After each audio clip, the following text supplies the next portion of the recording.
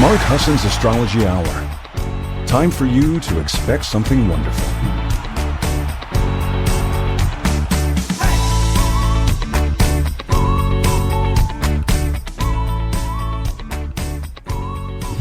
Well, good morning, everybody, and welcome. It's Mark Husson. This is Mark Husson's Astrology Hour, coming to you live September 9th, 2024 at about 8 a.m. Pacific, 11 a.m. on the East Coast. How are you? I hope you had a great weekend. I hope you had a good holiday week last week with Labor Day on Monday, and you are sort of like taking in all of the summer that you can. It's kind of nice to have the cool weather. I think I mentioned last week, we've had some amazing weather. I can't even believe it's been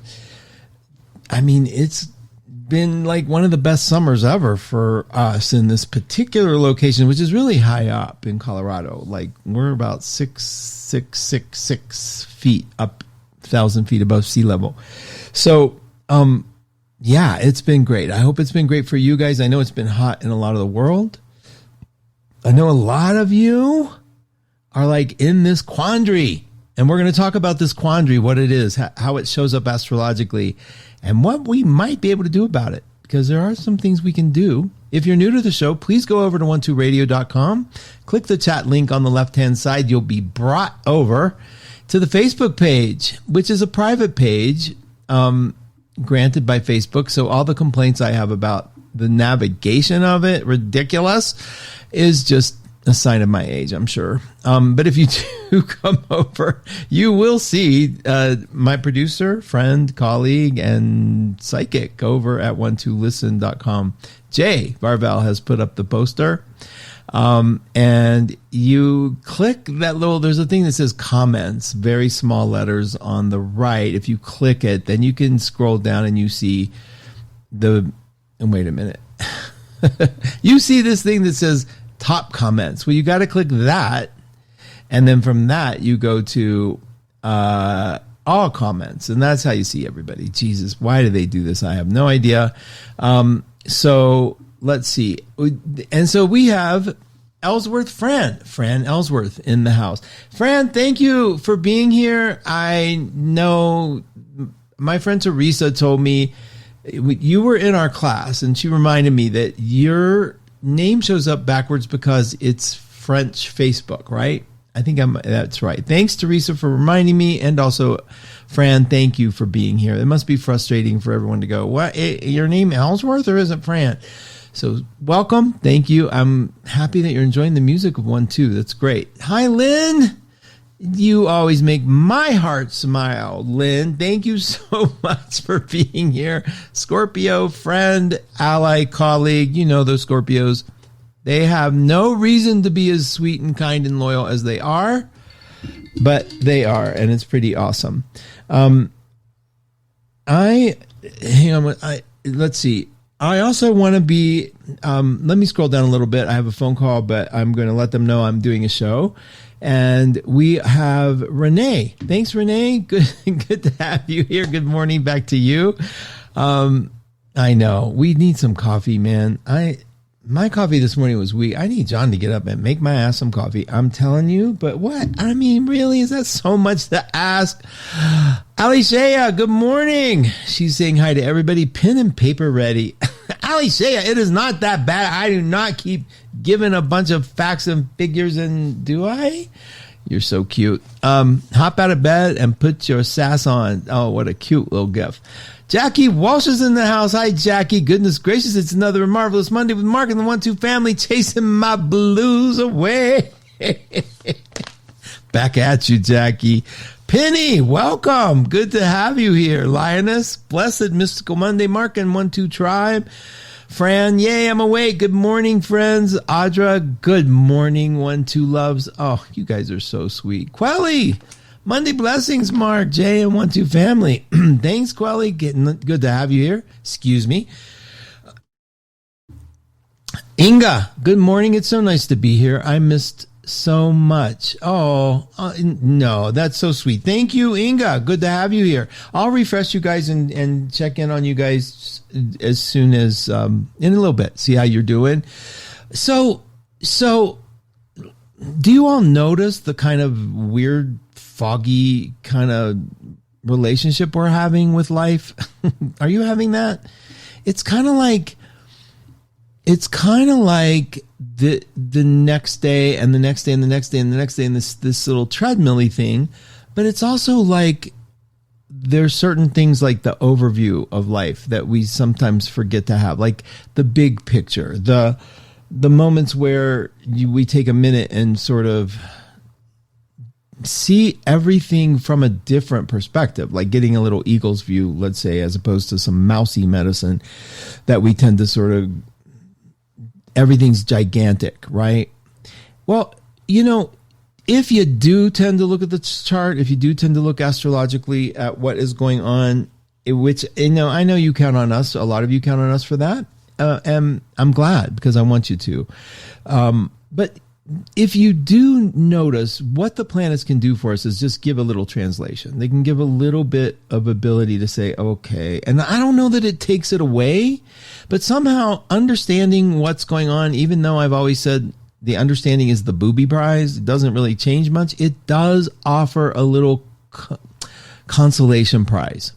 Like, well, it's not just me being crazy. It's not just me being depressed. It's not just me being in denial and leaping above all my problems and, distracting myself. There's really stuff going on that we're being guided and being encouraged to work with a certain way. Let me give you an example. Today, Mercury went back into Virgo. It's at 0 degrees of Virgo. Mercury is how we think. Mercury is how we play the world. Like, it's sort of like, it's not just your brain, it's then the brain projecting out an image into the world. So it's our rational reality, right? So Mercury is kind of how you see the world. If it's in Virgo, you're kind of going to be, there's a tendency to see the world and its flaws, right? And if you take that energy and it's the lens we're looking through, and all you see are the things that need to be done, well, that kind of gets to you. If you start seeing the things that there's a chip in the paint, or, I forgot to, move that stuff out, or whatever, dusting, cleaning, whatever you do, the wart on my nose. That's the stuff that Mercury can do. And if you live your life through that lens of Mercury, and especially when it's in Virgo, its ruler, you might tend to think the world's just full of flaws. FLAWS. And if you think the world is full of flaws, and then you're full of flaws, and then the people you're with are full of flaws, and that's all you're seeing, then you might think that the world is just flawed. And sometimes that can lead to a sense of hopelessness. Sometimes that can lead to a sense of frustration.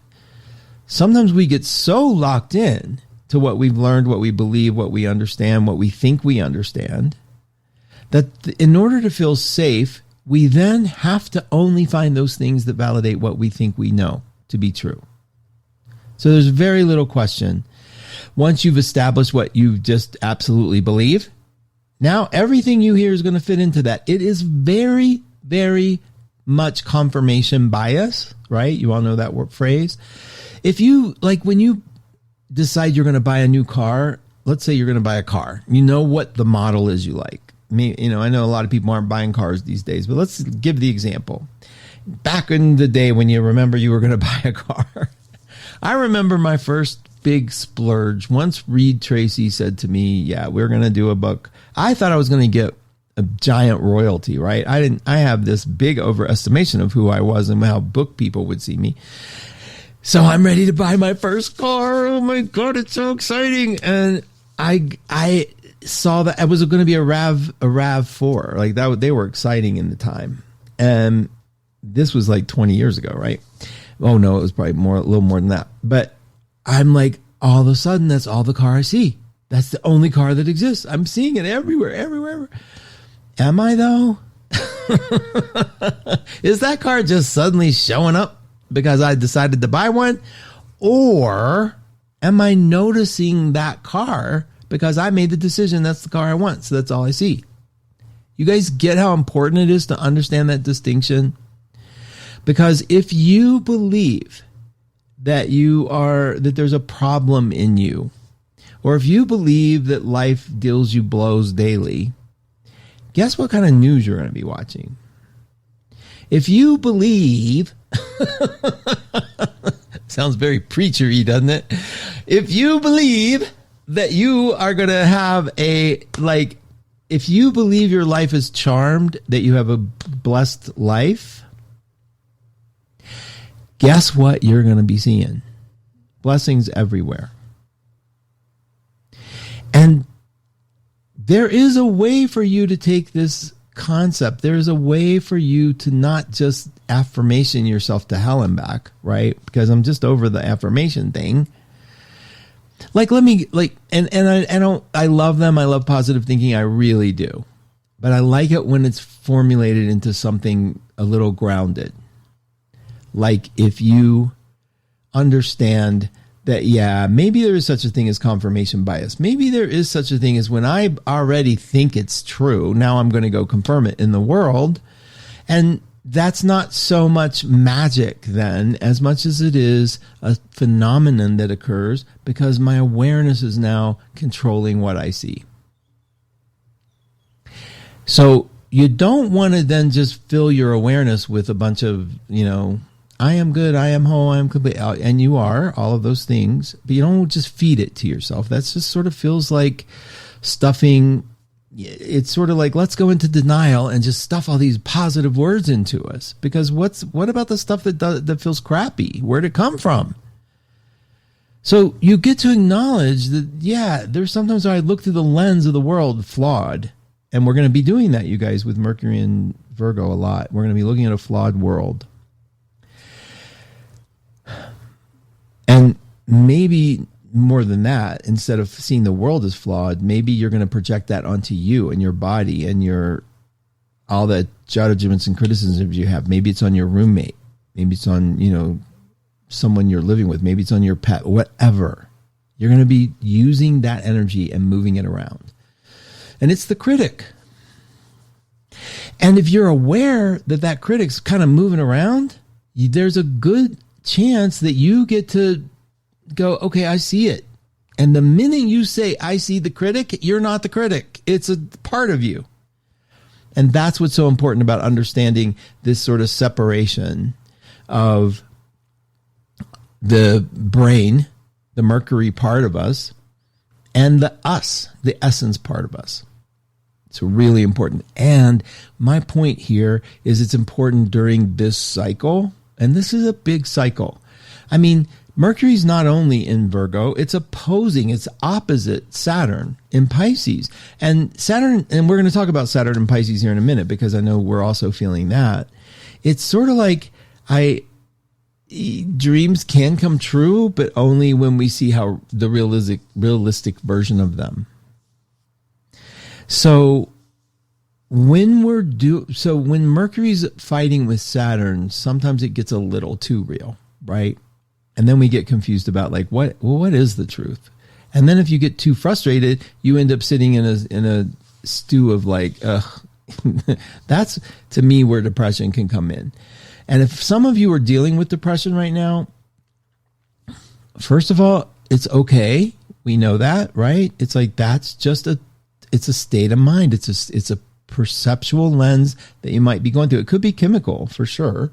It could be that you just need to up some endorphin levels, get out a little bit, breathe a little bit, move a little bit, maybe put whatever worries you think are existing on hold for a minute. And how do you do that? How do you just put a worry on hold? Well, one of the things is you do what you can to forget about it. And that might mean a distraction. And that's the conscious use of distraction.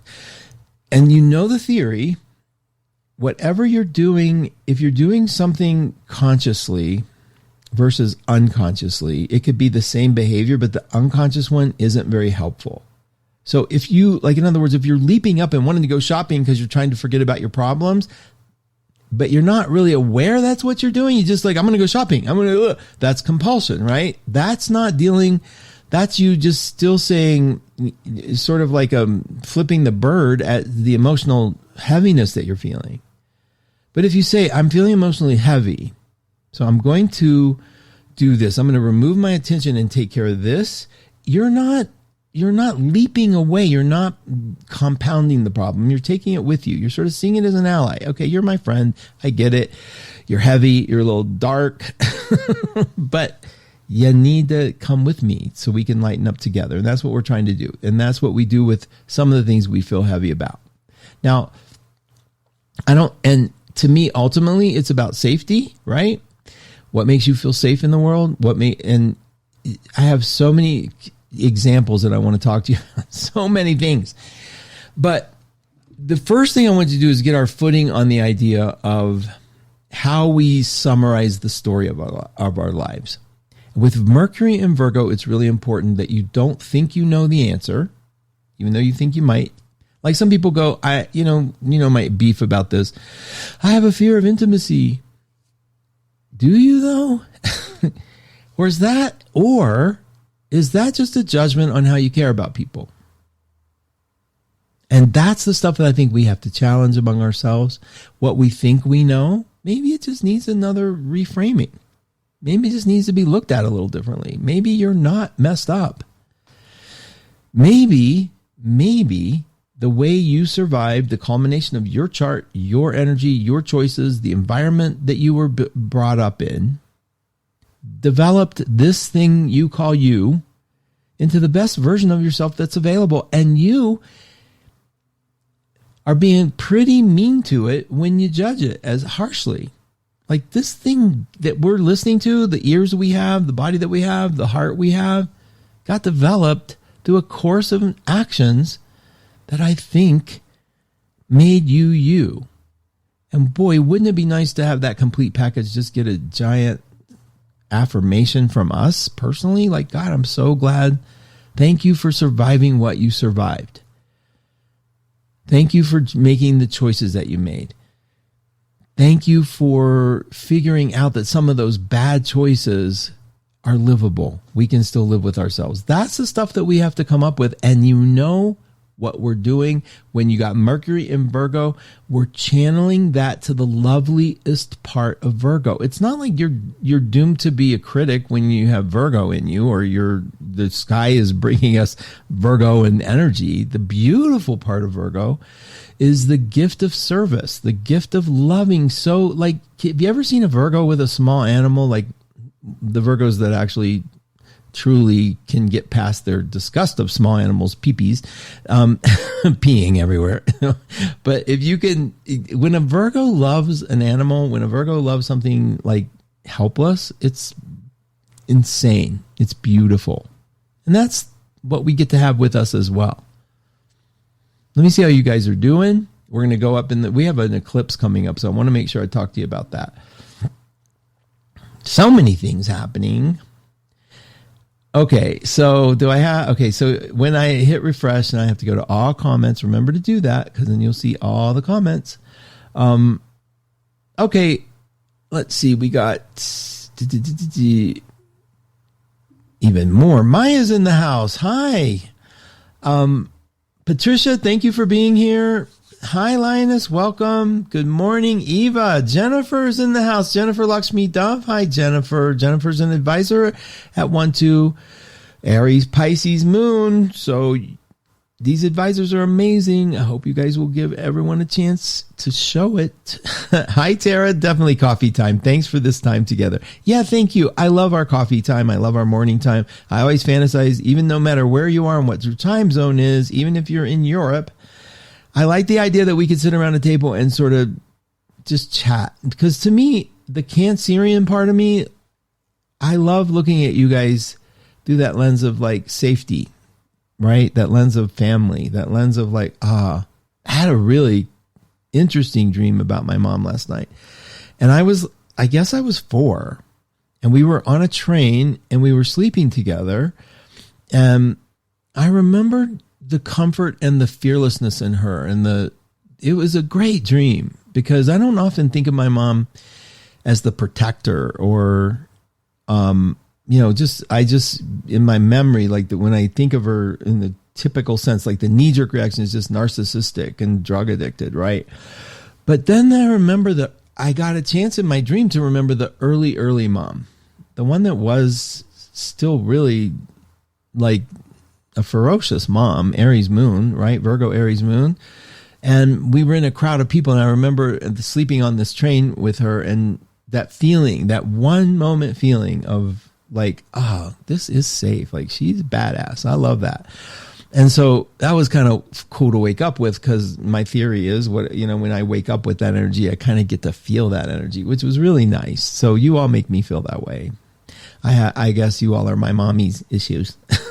Hi, Sarah. Peggy Reeser's in the house too. Peggy, another advisor. She has the host of Oh My Angels on Tuesday. Peggy has been with us for a while. If you haven't had a reading from Peggy or talked to Peggy, she's a treat. I hope you'll give it a chance. I'm going to call out the advisors because that's what I love doing. Hi, Laura. Welcome. Good morning. Truly, good morning, Mark and Peeps. Heard my home is still standing after being evacuated twice by the Davis fires. Truly, oh my goodness, in Rio Tahoe area. Send prayers our way. Please, you guys, send prayers, visualizations, affirmations. That's where they're good for Truly in the house. Let's just see that house surrounded by absolute fireproof bubble. Gosh, Truly, let us know. I'm sorry. What a terror. What a terrorizing thing to go through, right? I don't think if you haven't had your home evacuated where you had to, we're in an area that could easily be one of those kind of places. Luckily, knock wood, it hasn't happened in years. We've never had one since we've been out here almost 12 years. So it's got to be terrifying, and Truly, I hope you're well. Please let us know. All right, and Jay's in the house. Jay's saying, hey, thanks, Jay. Thanks for all the support and all that you do. Jay just can be found everywhere on Once Radio. I actually don't know how he does it. He does readings on One to Listen. He then comes and produces our shows. He then goes and produces his own shows and still has time to sort of, co-host shows. I mean, what doesn't Jay do, right? So it takes a lot to do that, and I'm definitely grateful for it. All right, let's see if you guys are okay. I think the reason I said that is because I hit refresh, and I don't know that I had hit refresh enough to bring it down to the very bottom of the page where I see a lot of there we go. Joni's in the house. Hi, Joni. Oh gosh, I love it. She's eagerly awaiting today's lesson. I know. Well, me too. Inga, so true about Virgos and animals. I'm an animal lover. They just come to me. I take care of wild animals that comes to me. Find homes for feral cats. Inga, isn't that amazing? And I take it you're a Virgo. That's so sweet. I love it. I know. I remember a Virgo woman came to the store when we had our big dog Egypt. And Egypt was having a hard day, but he loved this woman. She was a little Virgo, and she bent down, and when he would lick her face, goes, my Jupiter and Virgo is like, please don't lick me. I know where your tongue has been.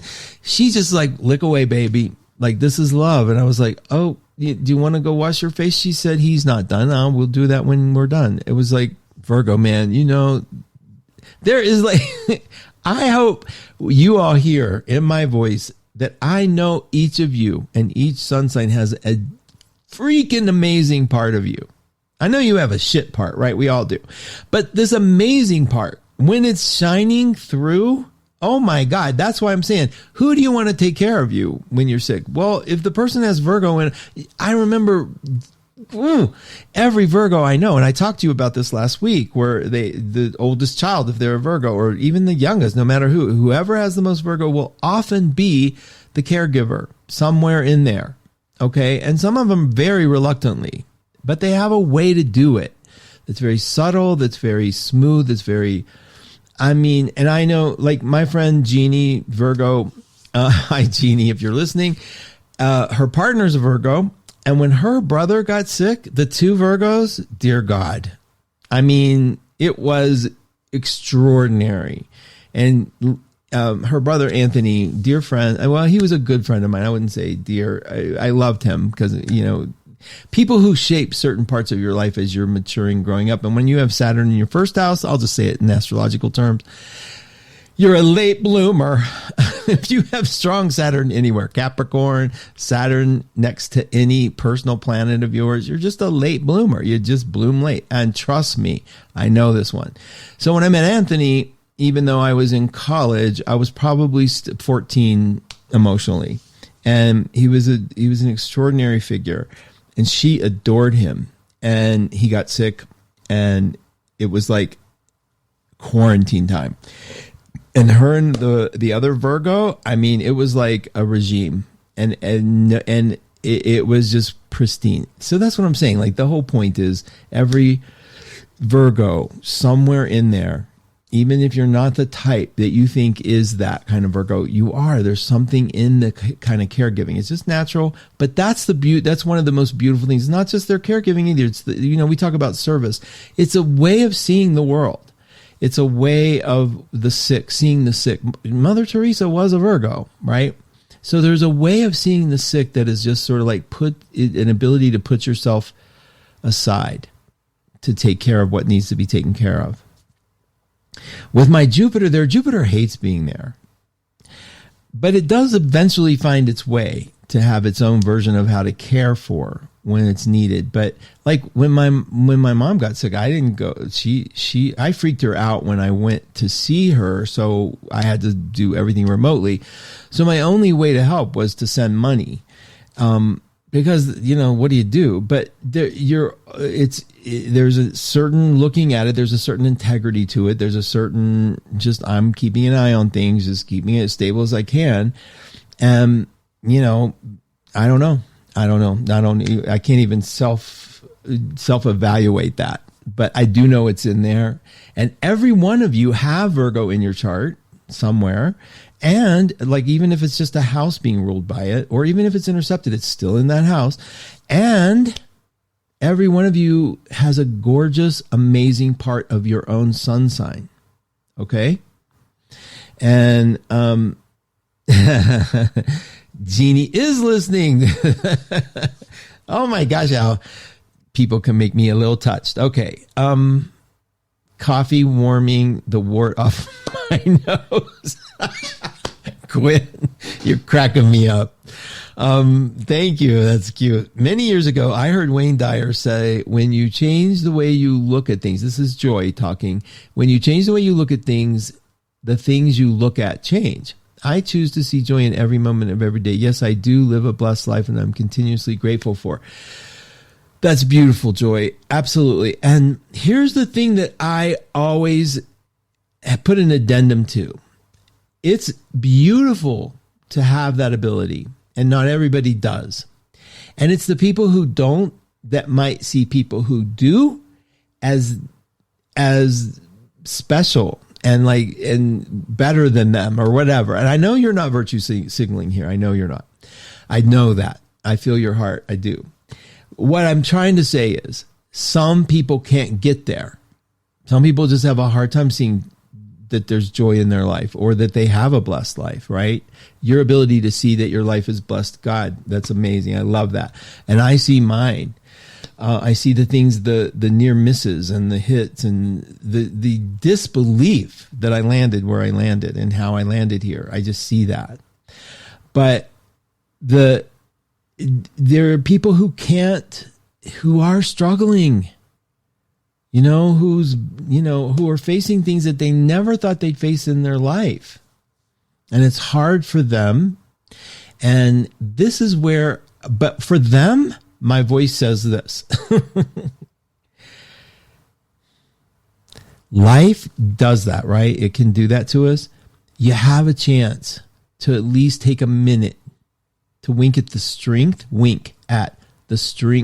the strong part of you that endures that every day, that doesn't get the privilege of walking out of your door feeling blessed or feeling the joy, because it's hard for you to see right now because nothing looks good. I get those places, but you have this moment, this little piece that knows you're not walking alone. And it's a reflection of what we like to believe about God. It's a reflection, but it starts with us being able to separate just enough to take a wink down, to take a little peek at the part of us that is struggling, that is feeling alone, that is feeling like nobody gets it. Because I'll tell you what, there's nothing like feeling alone and then realizing somebody gets it. Because sometimes we feel like we don't want to complain, we don't want to share, we don't want to add this burden. If somebody says, "How are you?" we say, "Fine," because why? They're probably dealing with their own stuff. Nobody knows what to do with the stuff we carry, right? And some people, even if you are someone who goes, "Here, my life's shit, here's blah, blah, blah," that you're not trying to dump it. You're trying to just get someone to see, right? So the person who's listening, and this is for all the listeners that are listening to other people saying, "Well, my life sucks and here's why," and blah, blah, blah, blah. They just want to be heard. They want to feel somebody else seeing it with them. We're terrified of being alone. So many of us. This is where spirituality comes in for many people, because a lot of people don't feel alone. They don't feel lonely when they're alone because they feel that connection constantly. That's the power of spirituality. That's the beauty, not religion. And religion can be that. It can be. But the beauty of having a spiritual foundation, the beauty of believing that there might be something more, starts with making the other more part, that little separate part of our head, the part that can look, the observer, the one that looks back and goes, "Okay, I see you. It's okay." Because that's another person who sees you, right? And it's real, because the minute you're doing that, something does change. When you can be the observer of your life in the worst of times, which is why when things are really crappy, when the worst thing that could ever happen to you happens, it's important for you to be able to feel sad about it, to feel ungrateful for it, to at least know those feelings exist. Yeah, who's going to celebrate that shit? Right? I know in the Course in Miracles, one of the quotes was, "If you can't be honest with what you're feeling, I can't help." Oh my God, that was like profound for me when I heard it the first time. And this isn't, and I'm just talking normal everyday shit. If you can't be honest that person pisses you off, even if you know that's not right, there's no rhyme or reason for it, just to be able to say it, because we've condemned the darker side of our feelings. We've made them so bad because we think this other thing is such a virtue. We've made the negative parts so bad that they can't exist anymore. And if we even have them, now we're condemned. So you have to have them. They're feelings. That's what happens. Feelings have a range of motion. Some of them are really ugly. I got some fugly feelings, I have to tell you. And they need a little light as well. And they also need you to be honest so that you can not have them run from you when they come up. Okay, this is a feeling. I remember a woman came into the store once and she wanted something. I was being really dry because I didn't like her, I think. And she said, "Aren't you Mr. Course in Miracles? Aren't you supposed to like everybody?" And I said, the first lesson for me that I learned was, if I can't be honest, I can't do anything right. So honestly, I don't like you. It was so bad. Oh my God. Anyway, I wouldn't do that now. I don't think. Maybe I would. Or I don't know. Depends on how much you push me. But whatever. The point is, we have some of that going on, right? You got to be okay with it. All right, I'm going to hit refresh. Make sure I haven't lost you all too much into my story of redemption. Is that what it was? I'm watching Chaos on cable. It's not for everybody, trust me. But I have to tell you, it's the mythology in the most creative way I've ever seen it. It's very much like the House of Usher. If you haven't seen House of Usher, another creative take on the Edgar Allan Poe stuff. Actually, one of those, the thing about the Netflix series is, to me, you have to get past 2 or 3 of them to really get what the hell, I don't know what that is. That's the number 3 after 3. I remember Sense8, SENS8. Extraordinary, but I hated it the first 3. And somebody said, you have to get through the first 3. I remember Game of Thrones. It took me 3 to get through, before I fell in love. So this one, Chaos, I wouldn't say you're going to fall in love with the way you do any of those, but Jeff Goldblum is remarkable as Zeus, a narcissistic Zeus. It's a lot of over-the-top imagery. There's no question about it, but they do play this thing in a most brilliant way, and I now forgot why I brought it up.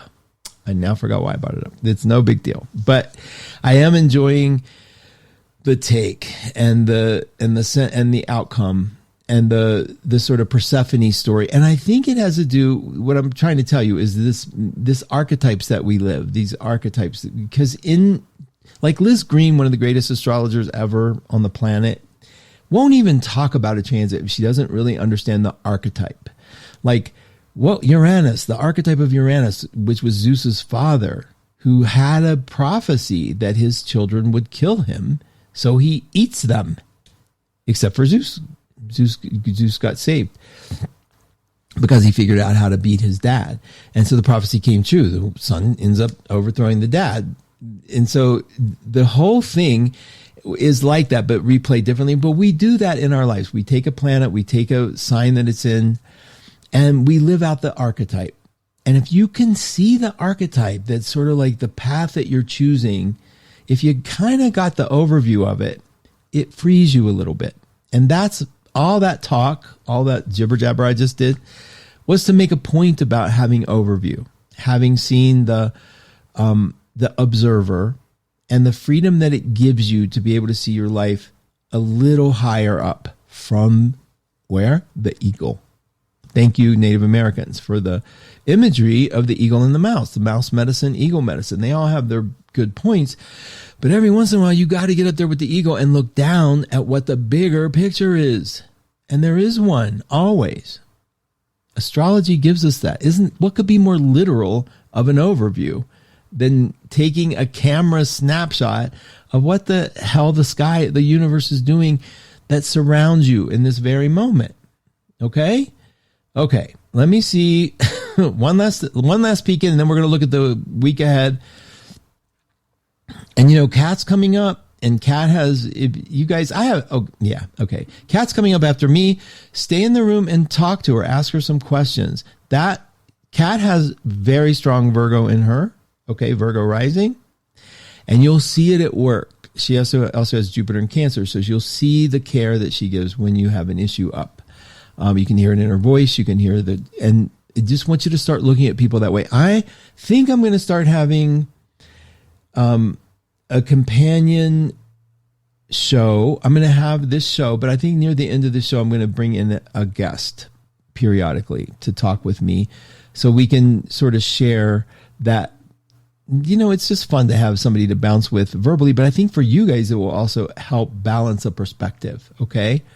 So I'm scrolling through to the bottom of the things here. Fran says she's a Virgo dog walker. Oh, that's so sweet. They're lucky to have you. Cat's in the house. Cat, I didn't know you were here before I said that. Ali Shay, I don't like people to hear me compliment them. Damn. Ali Shay, you have to get through 3 or 4, but I always love to hear about mythology and all their perspectives.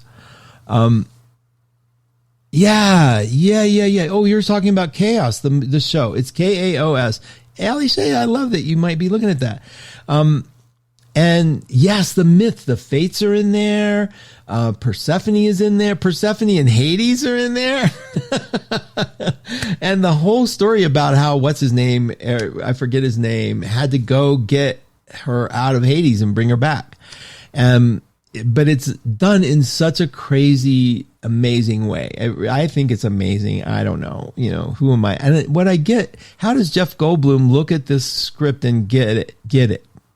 What's it take to pop open the reality of it? Pretty extraordinary, in my opinion.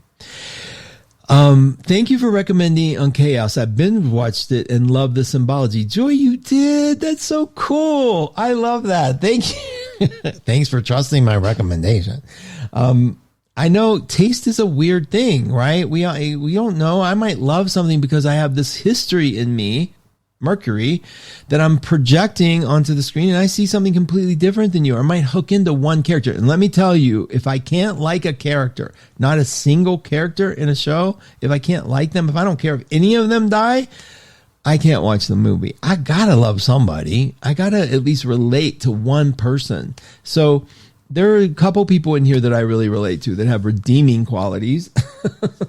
I don't know why I don't relate to the unredeemable, because that's often how I feel. Okay, let's take a look.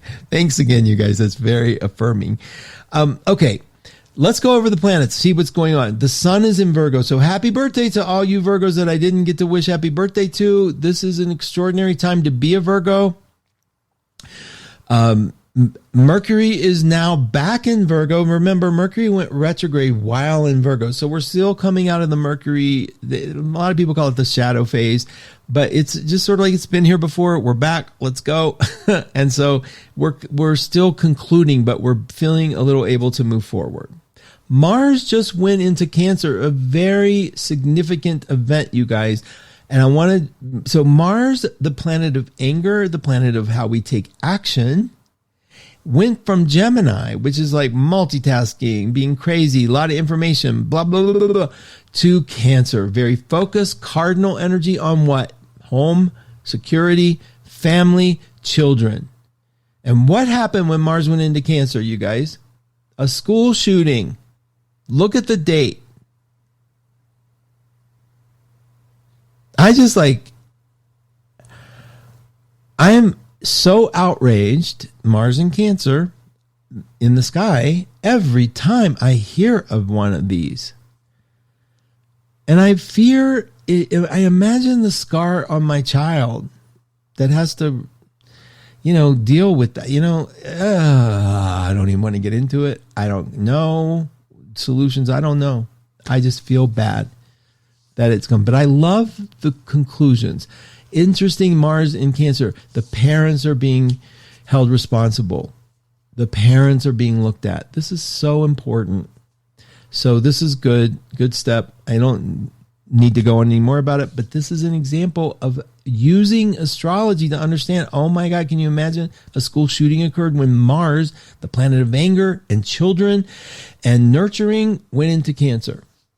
Now, where it is in your chart, that area of your life, you're going to get some focus on security, on your home, on wanting to fix things up, wanting to get ready for winter. That energy is there.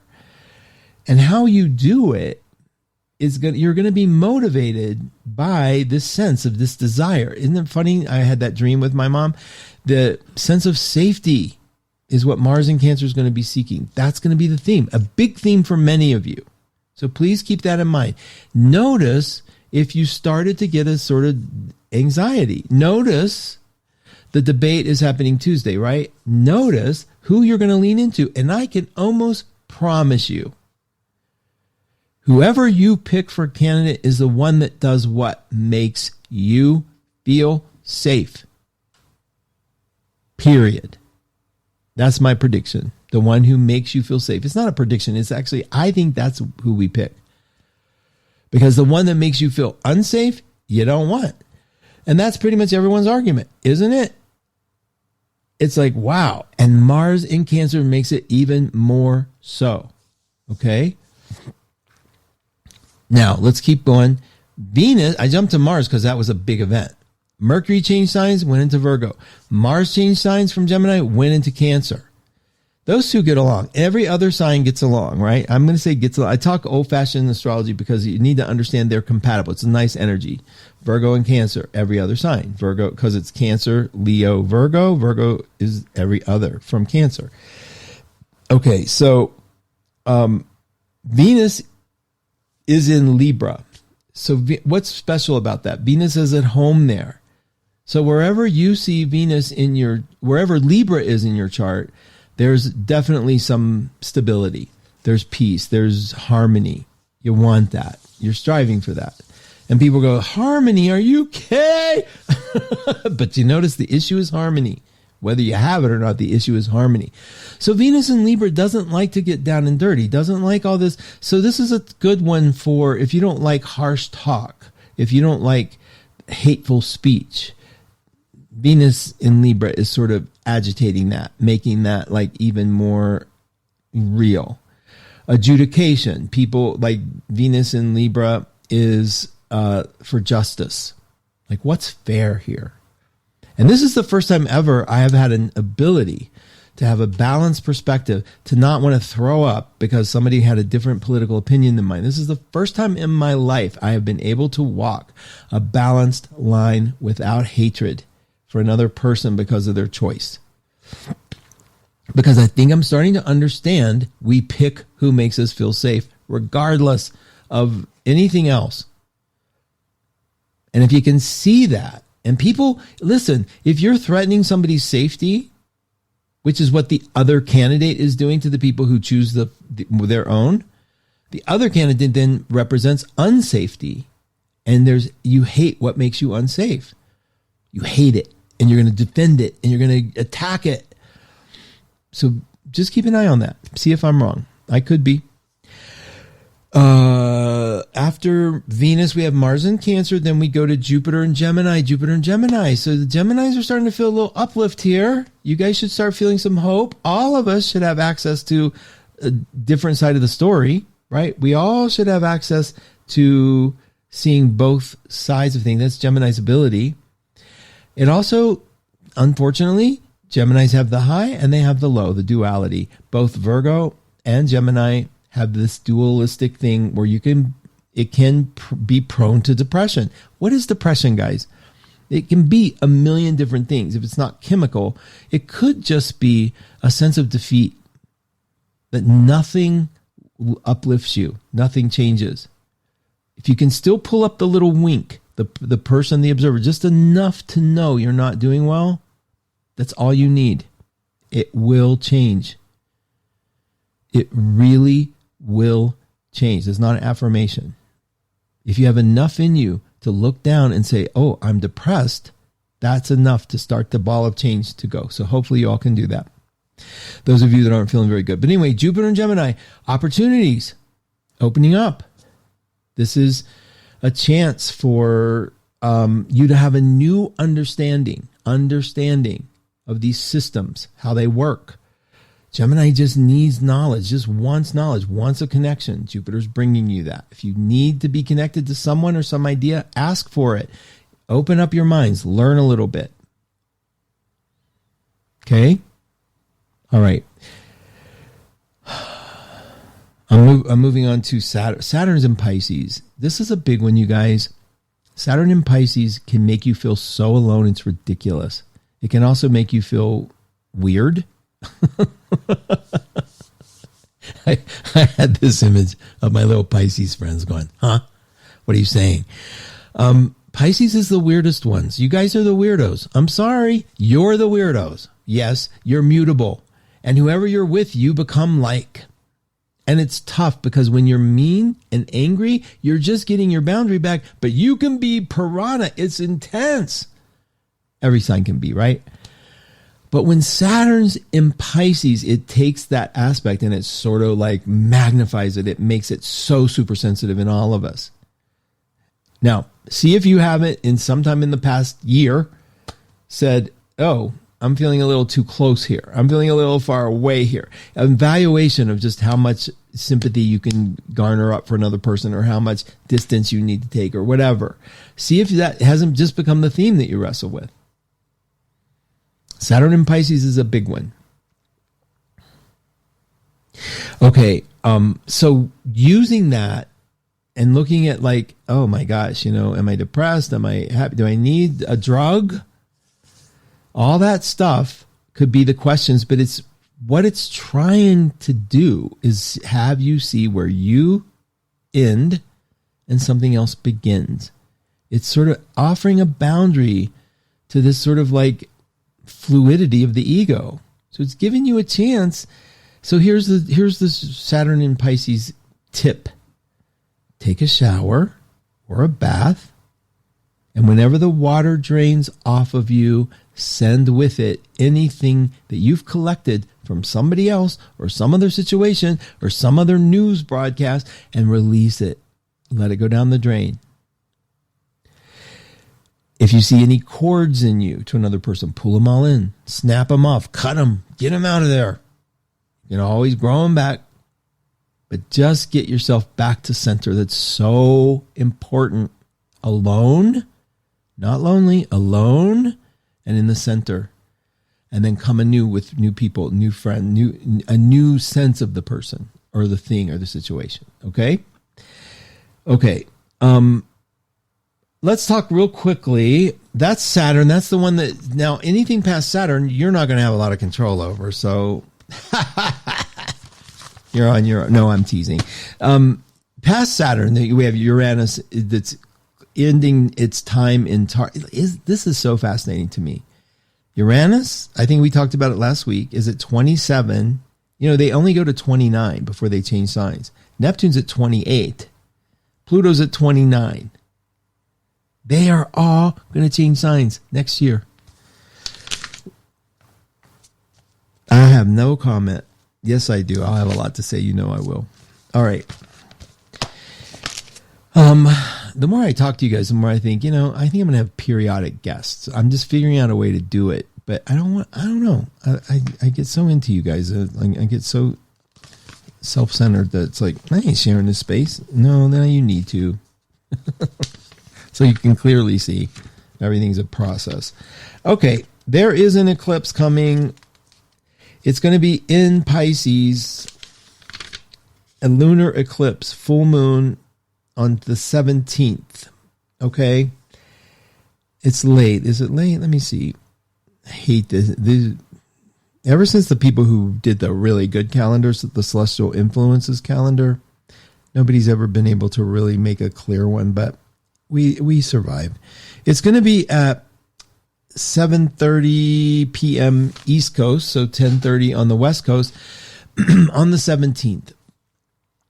That means what we're building to this next full moon coming is going to be an eclipse in Pisces, which means that it's going to bring Saturn and the sun, Saturn in Pisces, right? And the sun in Virgo, and Mercury will be in Virgo, and it's going to tie those together for us. And it's an eclipse, a full moon eclipse, which to me says those two energies together are going to help us elevate this situation that we're in. A lot to look forward to there, but it is a Pisces full moon. It means that you might have to dig up a little bit of like nostalgia, hurt, I don't know, whatever feelings are for you, and just have them. Okay. That's an important process. And we're going to talk. I'll have plenty of time to talk to you about it. Oh, what day is the 17th? Let me look. 17th of September is a Tuesday. So we'll have a show the day before. How fun is that? Okay. I'm hitting refresh and I am coming down to look to you guys. Okay. Hold on. Okay. All right. All the way down. I mean, and it's making me hit view more comments every 10 posts. So it's like, I'm still clicking, but that's okay. I see. Should I complain? Nancy said she binge watched Chaos and once more. Oh, I love that you guys are enjoying it. I know some people have watched it and was like, okay, it's too graphic for me, but whatever. Thank you. All right, let's see. It's my mom's birthday on Thursday, says Tara. She definitely pours all her love into her little critters. Oh my God, that's so sweet. Virgo love, every sign loves pristinely, beautifully. When you see it in its like pure state, like that is a pure state of Virgo love. Like man, you want a Virgo taking care of you pretty much. You can't really get attached to them for doing it. You got to let them do their thing, but that's really a sweet love. Okay. Jeff Goldblum is an artist who is outside the box. God, Joy, I'm right on with you. The Fly, Jurassic Park, Body Snatcher. He must have a very vivid imagination. He is a Scorpio, 10/22/52. Look at you going. Okay. I didn't know any of that. I did know all the shows he was in, and I always thought of him as sort of like, yeah, he actually isn't. I think it's kind of understated. Who thinks of Jeff Goldblum as a great actor? I mean, you do clearly, but it never just registered. I think Robert De Niro, the guy, he's Leonardo. Mark Husson, I am trying to get a group together to send petitions to our representatives and senators and congressmen about legislation for assault weapons.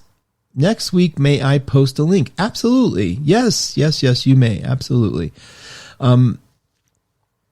No problem with that, Alishaya. Good for you. Yeah, I don't understand the assault weapon thing either. It's like, God, you just mention the word and people feel, I think there's the idea that if you take this right away, you'll take other ones. And I don't understand whatever. And I just, they had an assault weapon ban and the assault weapon abuse dropped. But there's always an argument against it. Bring it, girl. Bring it. Barbara Armstrong, Mark, love your show so much. Oh, Barbara. Thank you. Thank you. Inga, great show. Thank you, Inga. That's so sweet, you guys. I take pride in my weirdness, Ali Shea says. Mark, born with Saturn in Pisces from Audra. 12th conjunct my Aries ascendant. Ooh, my mantra in the shower. This is not mine. I release what is not mine. Girl, you just do that on your own? I love that. This isn't mine. I love it. This isn't mine. And sometimes, and what I do is like release all that isn't mine because I don't know, maybe it is mine. My worry is like, this is Jupiter and Virgo at its worst, where it's like, wait a minute, maybe that is mine and I just released it. Come back. Wait a minute. Weird. I love it. Thank you, Audra. That's sweet. Okay, you guys, my time is up. Kat is coming up. Stay with her. Get a reading if you need it. Her psychic intuition is par excellent. Just like the people at 12listen.com. Thursday is 1-2 day. Please, please, on the 12th, take a visit over to the site where we have the system randomize everybody's prices. They're always ridiculous. And you get a great way to meet new people and to just ask about your life, your situation. And while you're there, the gratitude board is on the bottom. Make a gratitude statement about life. It's just a beautiful thing to do. It feels so good when I do it. Also, I know I got to go, but let me see. I wanted to tell you about that sale. I wanted to tell you, 1-2 day. Oh, it just left, but I will get on the mailing list at 12house.com so I can write you guys, please. 12house.com, 12, the number 12 house.com. Okay, I was stay tuned for Kat. There was one more thing, but I can't remember. So please, that dream with my mom must have taken up a lot of space. I can't tell if it was a restful or not restful sleep. But you can tell by the way I'm talking, probably not very restful. So nap time, baby. All right, you guys have a beautiful week ahead. Much love.